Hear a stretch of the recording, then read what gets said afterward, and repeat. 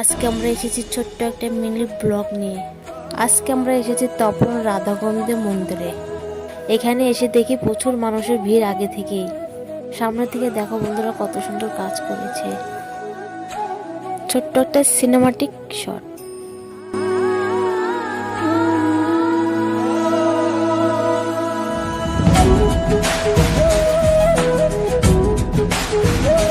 ভেতরে এসে দেখি কত সুন্দর একটা পাথরের মূর্তি করা।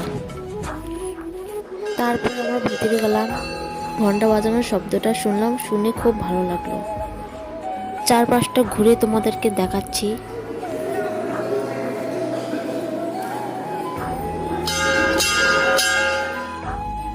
এখানে দেখো বন্ধুরা কত সুন্দর সুন্দর ঠাকুর আছে।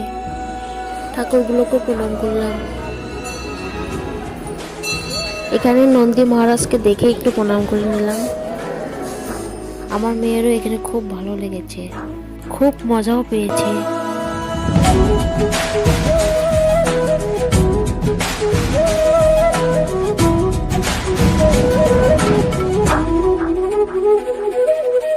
এখানে রথগুলোকে রাখা আছে। আজকের মতো এটুকুই।